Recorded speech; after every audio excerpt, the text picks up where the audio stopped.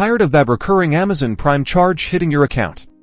Let's get that membership canceled right now. First, head over to Amazon.com and make sure you're logged into the account. With the Prime membership you want to cancel, look for the Account and Lists button in the top right corner of the page and click on it. In the drop-down menu that appears, you'll see a list of options. Find and click on Prime Membership. This will take you to your Prime Membership Management page. On this page, look for a button labeled Manage Membership. It's usually located near the top of the page, often to the right. Click on this button.